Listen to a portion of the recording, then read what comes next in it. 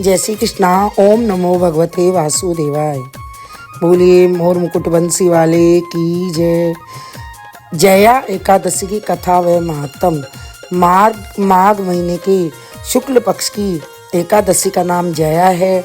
इसकी कथा सुनने से, व्रत उपवास करने से, तीर्थ दान पुण्य करने से बहुत बड़ा पुण्य मिलता है। इसकी कथा इस प्रकार है। धर्मराज युधिष्ठिर बोले कि हे भगवान, आपने माघ माह के कृष्ण पक्ष की षटतिला एकादशी का अत्यंत सुंदर वर्णन किया है। अब आप कृपा करके माघ महीने के शुक्ल पक्ष की एकादशी की कथा का वर्णन कीजिए। इस एकादशी का नाम, विधि और देवता क्या और कौन सा है? श्री कृष्ण भगवान बोले, हे राजन, माघ महीने के शुक्ल पक्ष की एकादशी का नाम जया है। इस एकादशी के व्रत से मनुष्य ब्रह्म हत्या के पाप से छूट जाते हैं और अंत में उनको स्वर्ग की प्राप्ति होती है। इस व्रत से मनुष्य कुयोनि अर्थात भूत प्रेत पिशाच आदि की योनि से छूट जाता है। अतः इस एकादशी के व्रत को विधि पूर्वक करना चाहिए। राजन, मैं एक पौराणिक कथा कहता हूँ। एक समय इंद्र नागलोक में अपनी इच्छा अनुसार, जो कि अप्सराओं के साथ रमण कर रहा था, गंधर्व ज्ञान कर रहे थे। वहाँ गंधर्वों में प्रसिद्ध पुष्पवंत, उसकी लड़की तथा चित्रसेन की स्त्री मलिन, ये सब थे। उस जगह मलिन का लड़का पुष्पवान और उसका लड़का माल्यवान था। उस समय पुष्पवती नामक एक गंधर्व स्त्री माल्यवान को देखकर मोहित हो गई और काम बाण से चलायमान होने लगी। उसने रूप, सौंदर्य, हाव भाव आदि द्वारा माल्यवान को वश में कर लिया। पुष्पवती के सौंदर्य को देखकर माल्यवान भी मोहित हो गया। अतः ये दोनों कामदेव के वश में ही हो गए। परंतु फिर भी इंद्र के बुलाने पर नाच गाने के लिए जाना पड़ा और अप्सराओं के साथ गाना शुरू किया।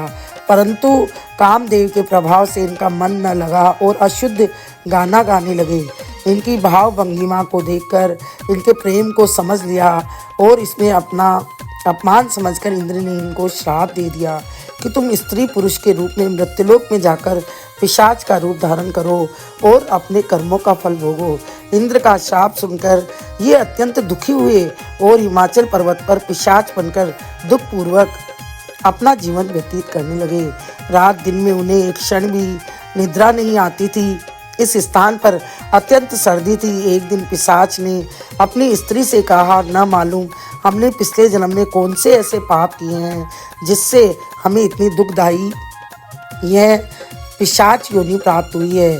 देव योग से एक दिन माघ महीने के शुक्ल पक्ष की जया नाम की एकादशी आई।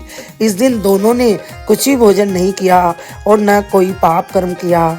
इस दिन केवल फल फूल खाकर ही दिन भर व्यतीत किया और महान दुख के साथ पीपल के वृक्ष के नीचे बैठ गए। उस समय सूर्य नारायण अस्ताचल को जा रहे थे। वह रात्रि इन दोनों के ने एक दूसरे से चिपटकर बड़ी कठिनता के साथ काटी। सर्दी के कारण उनको रात्रि में निद्रा भी नहीं आई। दूसरे दिन प्रातःकाल होते ही भगवान के प्रभाव से उनकी पिशाच देह छूट गई और अत्यंत सुंदर अप्सरा और गंधर्व की देह धारण करके तथा सुंदर वस्त्रों तथा आभूषणों से अलंकृत होकर नागलोक को पयान किया।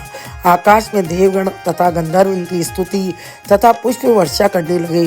नागलोक में जाकर इन दोनों ने देवराज इंद्र को प्रणाम किया। इंद्र को भी उन्हें अपने प्रथम रूप में देखकर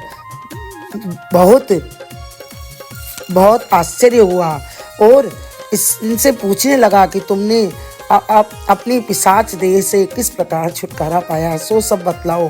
इस प्रकार माल्यवान बोले कि हे देवेंद्र, भगवान विष्णु के प्रभाव तथा जया एकादशी के व्रत के पुण्य से हमारी पिशाच देह छूटी है। इंद्र बोले, हे माल्यवान, एकादशी व्रत करने से तथा विष्णु के प्रभाव से तुम लोग पिशाच की देह को छोड़कर पवित्र हो गए हो और हम लोगों के भी वंदनीय हो गए हो, क्योंकि शिव भक्त हम लोगों की वंदना करने योग्य है। अतः आपको धन्य है। तुम अब पुष्पवती के साथ जाकर विहार करो। युधिष्ठिर, इस जया एकादशी के व्रत करने से समस्त कुयोनि छूट जाती है। जिस मनुष्य ने इस एकादशी का व्रत किया है उसने मानो सब यज्ञ तप आदि किए हैं। जो मनुष्य भक्ति पूर्वक एकादशी का व्रत करते हैं वे अवश्य ही सहस्त्र वर्ष तक स्वर्ग में निवास करते हैं। बोली विष्णु भगवान की जय। जया एकादशी की जय।